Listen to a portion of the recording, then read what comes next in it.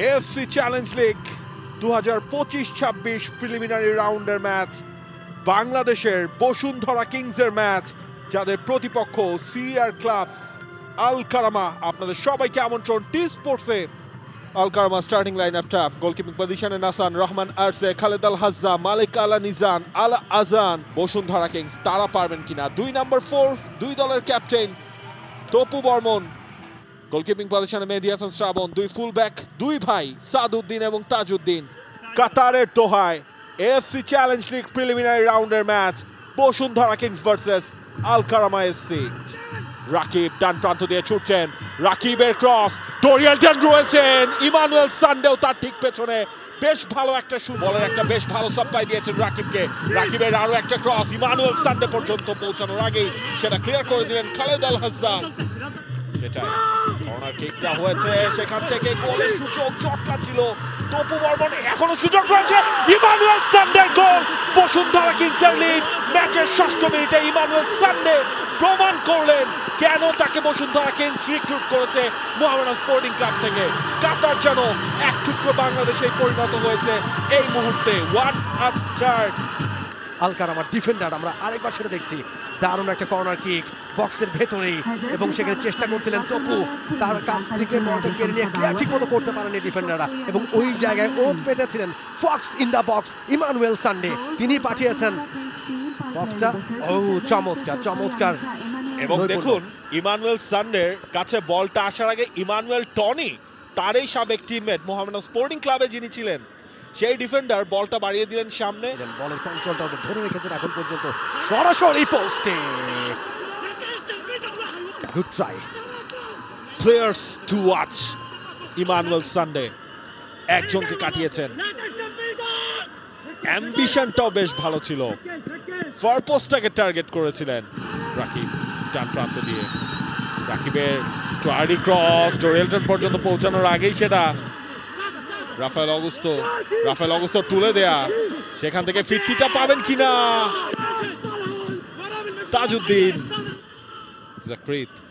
জাকরিতের shot পদের কারণ হতে পারত। 14 থেকে একটা লং রেঞ্জ অ্যাটেম্পট।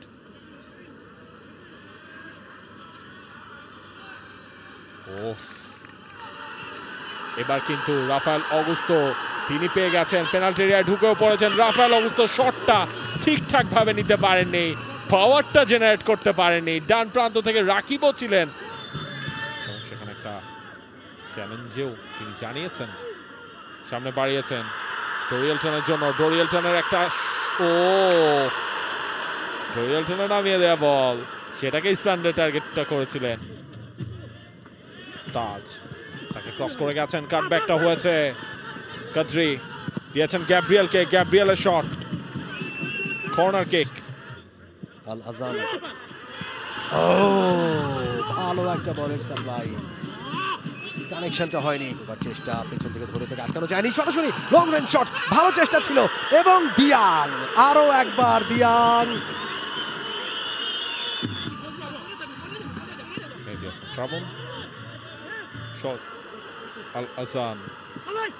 আল আজানের ক্রস, হেডারটাও হয়েছে কাদ্রির, মেহেদী হাসান শ্রাবণ। সামুদ কাদ্রি নাম্বার 13 খুবই সুযোগ সন্ধানী ফুটবলার, শুরু থেকে আমরা দেখছি, এবং তাকে কিন্তু আনমার্ক রাখা যাবে না কোনোভাবেই এই জায়গাটা। রাকিব কাটিয়ে গেছেন দারুণ ভাবে, বলটাকে একটু ওয়াইডার পজিশনে নিয়ে এসেছেন।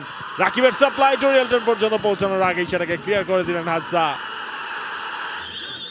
সান্ডে কিন্তু খুব কাছাকাছি দাঁড়িয়ে, শট কর্নার নেননি।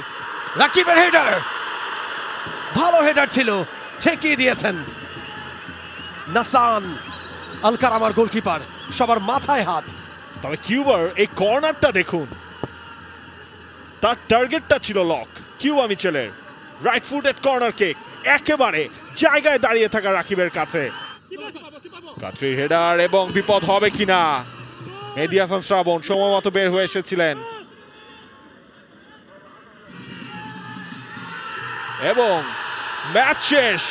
এএফসি চ্যালেঞ্জ লিগের গ্রুপ পর্বে বাংলাদেশের বসুন্ধরা কিংস, যেই দলটার প্রস্তুতি নিয়ে নানা প্রশ্ন ছিল, সমালোচনা হয়েছে তার সবকিছুর জবাবটাই তারা দিল মাঠে এক লড়াকু পারফরমেন্সে। ইমানুয়েল সানডে টিউসডে থেকে ওয়েডনেসডে যখন হলো বাংলাদেশে, তখন কাতারে হলো সানডে শো।